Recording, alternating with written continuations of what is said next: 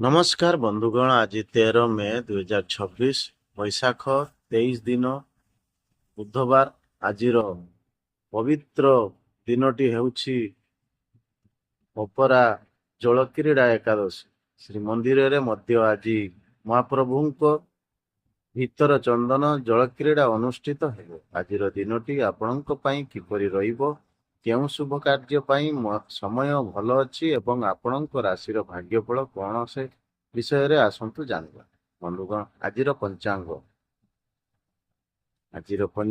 ସୂର୍ଯ୍ୟ ଉଦୟ ସକାଳ 5ଟା 31 ମିନିଟ, ସୂର୍ଯ୍ୟାସ୍ତ ସନ୍ଧ୍ୟା 6ଟା 12 ମିନିଟ। ତିଥି ଏକାଦଶୀ ଦିବା 1ଟା 30 ମିନିଟ ପର୍ଯ୍ୟନ୍ତ।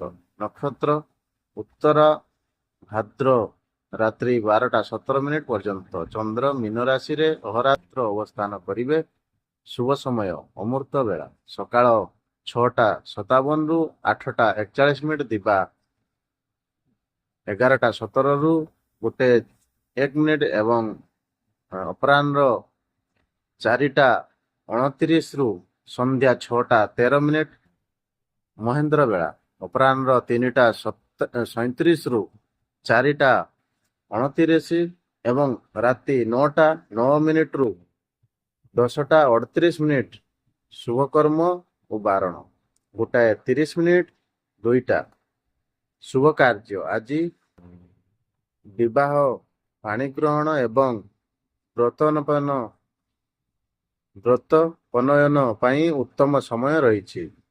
ଖାଦ୍ୟ ବାରଣ ଆଜି ଏକାଦଶୀ ହେତୁ ସିମ ଏବଂ ଦିବା 1ଟା 30 ମିନିଟ ପରେ ପୋଇ ଶାଗ ଖାଇବା ନିଷେଧ। ଯାତ୍ରା ଦିବା 1ଟା 30 ମିନିଟ ମଧ୍ୟରେ ଯାତ୍ରା ଶୁଭ, କିନ୍ତୁ ପୂର୍ବ ଓ ଐଶାନ୍ୟ କୋଣକୁ ଯାତ୍ରା କରନ୍ତୁ ନାହିଁ। ବନ୍ଧୁଗଣ, ଆସନ୍ତୁ ଜାଣିବା 12ଗୋଟି ରାଶିର ରାଶିଫଳ ବିଷୟରେ। ବନ୍ଧୁଗଣ, ମେଷ ରାଶି। ଆଜି ଆପଣଙ୍କ ପାଇଁ ଖର୍ଚ୍ଚ ଏବଂ ଚିନ୍ତନର ଦିନ ହେବ, କାରଣ ଚନ୍ଦ୍ର ଏବଂ ଶନି ଆପଣଙ୍କ ଦ୍ୱାଦଶ ଘରେ ସଂଯୋଗ କରୁଛନ୍ତି। ଆପଣଙ୍କ ନିଜ ରାଶିରେ ସୂର୍ଯ୍ୟ, ମଙ୍ଗଳ ଏବଂ ବୁଧଙ୍କ ତ୍ରିଗ୍ରହ ସଂଯୋଗ ଆପଣଙ୍କୁ ଅସୀମ ଶକ୍ତି ପ୍ରଦାନ କରୁଛି, କିନ୍ତୁ ଚନ୍ଦ୍ରର ସ୍ଥିତି ମାନସିକ ଚିନ୍ତା ଏବଂ ଅନିଦ୍ରା ସୃଷ୍ଟି କରିପାରେ।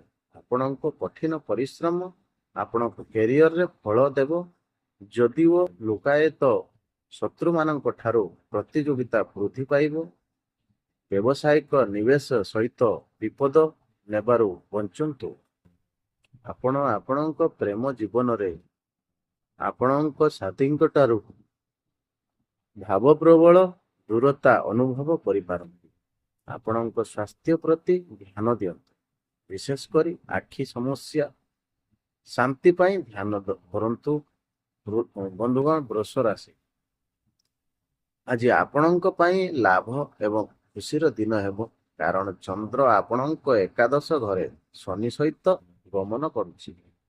ଆପଣଙ୍କ ରାଶିରେ ଶୁକ୍ର ଆପଣଙ୍କ ସୁବିଧା ଏବଂ ବିଳାସକୁ ବୃଦ୍ଧି କରିବ। କ୍ୟାରିୟରର ପ୍ରମୋଶନ ପାଇଁ ପ୍ରବଳ ସୁଯୋଗ ଅଛି ଏବଂ ବ୍ୟବସାୟ ଆର୍ଥିକ ଲାଭ ପ୍ରଦାନ କରିବାର ସମ୍ଭାବନା ଅଛି।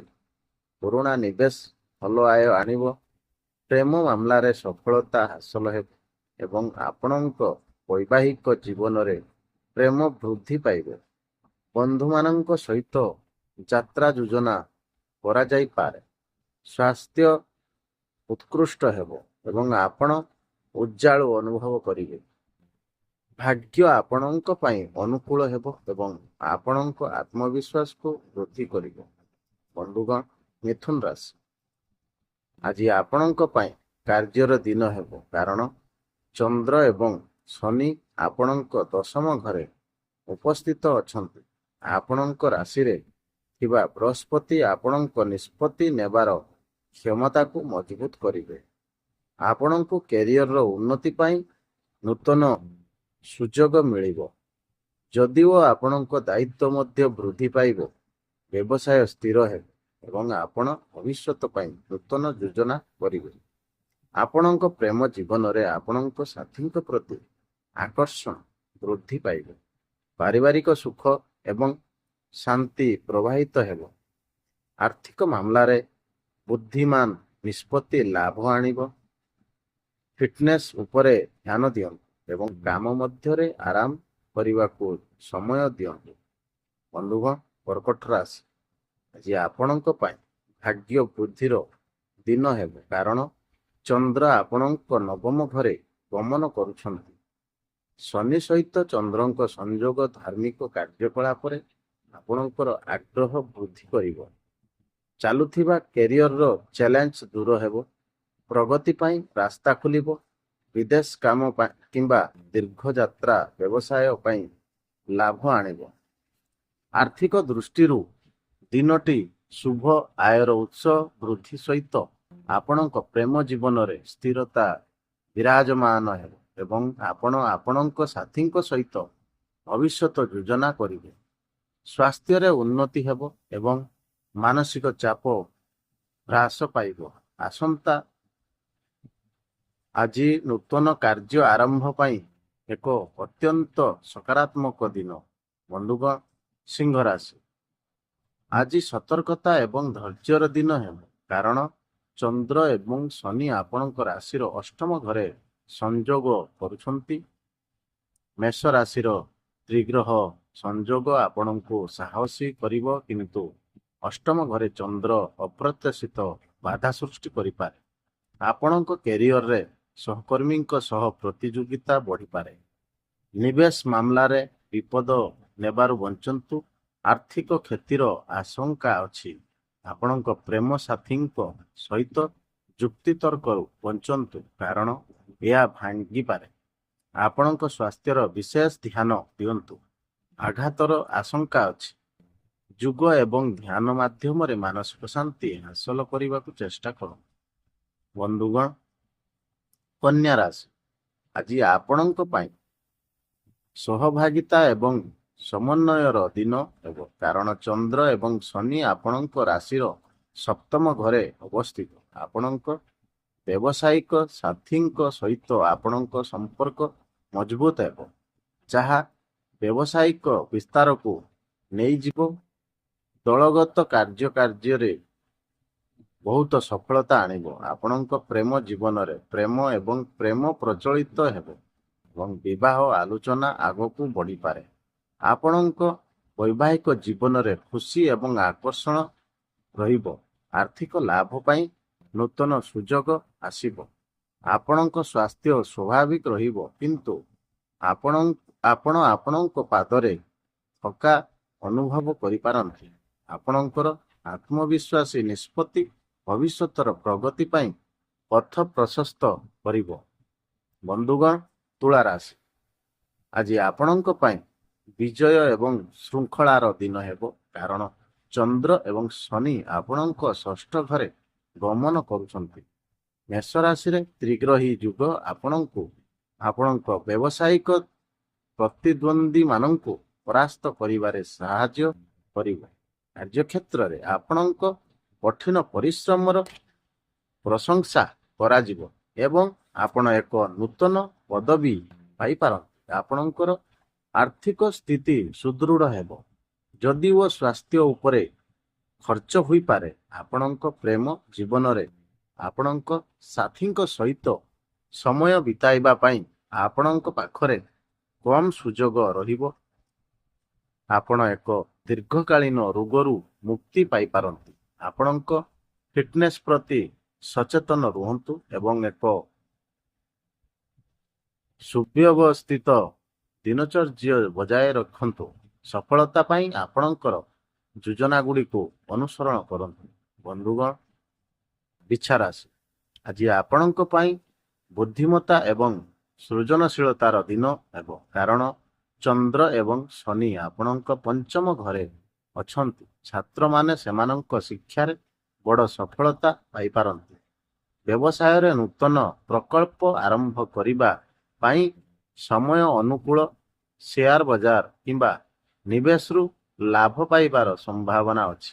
ଆପଣଙ୍କ ପ୍ରେମ ଜୀବନରେ ପ୍ରେମ ବୃଦ୍ଧି ପାଇବ ଏବଂ ଆପଣଙ୍କ ସାଥୀଙ୍କ ସହିତ ଆପଣଙ୍କ ସମ୍ପର୍କ ଗଭୀର ହେବ। ଆପଣ ଆପଣଙ୍କ ପିଲାମାନଙ୍କ ଠାରୁ ଭଲ ଖବର ପାଇପାରନ୍ତି। ଆପଣଙ୍କର ଆତ୍ମବିଶ୍ୱାସ ବୃଦ୍ଧି ପାଇବ ଏବଂ ଆପଣ ନୂତନ ଶକ୍ତି ସହିତ କାମ କରିବେ। ଆପଣଙ୍କ ସ୍ୱାସ୍ଥ୍ୟ ଉତ୍କୃଷ୍ଟ ରହିବ, କିନ୍ତୁ ମନ ଶାନ୍ତି ପାଇଁ ସଙ୍ଗୀତ ଉପଭୋଗ କରନ୍ତୁ। ବନ୍ଧୁଗଣ, ଧନୁରାଶି, ଆଜି ଆପଣଙ୍କ ପାଇଁ ସାନ୍ତ୍ୱନା ଏବଂ ଭାବପ୍ରବଳ ଦିନ ହେବ, କାରଣ ଚନ୍ଦ୍ର ଏବଂ ଶନି ଆପଣଙ୍କ ଚତୁର୍ଥ ଘରେ ସଂଯୋଗ କରୁଛନ୍ତି। ପାରିବାରିକ ମାମଲା ଯୋଗୁଁ ଆପଣ ମାନସିକ ଚାପ ଅନୁଭବ କରିପାରନ୍ତି, କିନ୍ତୁ ଧୈର୍ଯ୍ୟ ରଖନ୍ତୁ। ଆପଣଙ୍କ କ୍ୟାରିୟର ସ୍ଥିର ରହିବ ଏବଂ ଆପଣଙ୍କ ବ୍ୟବସାୟ ମଧ୍ୟମ ଲାଭ ଦେଖିବ। ସମ୍ପତ୍ତି ସମ୍ବନ୍ଧୀୟ ନିଷ୍ପତ୍ତି ନେବା ସମୟରେ ସତର୍କ ରୁହନ୍ତୁ। ଆପଣଙ୍କ ପ୍ରେମ ଜୀବନରେ ଆପଣଙ୍କ ସାଥୀଙ୍କ ଭାବନାକୁ ସମ୍ମାନ କରନ୍ତୁ। ଶାନ୍ତି ଏବଂ ଶାନ୍ତି ପାଇଁ ଘରେ ସମୟ ବିତାଇବା ସର୍ବୋତ୍ତମ। ଆପଣଙ୍କ ସ୍ୱାସ୍ଥ୍ୟ ପ୍ରତି ଅସାବଧାନ ହୁଅନ୍ତୁ ନାହିଁ। ଆପଣ ଛାତିରେ ଜ୍ୱର କିମ୍ବା ଥଣ୍ଡା ଅନୁଭବ କରିପାରନ୍ତି। ଭାଗ୍ୟ ଆପଣଙ୍କ ସପକ୍ଷରେ ରହିବ।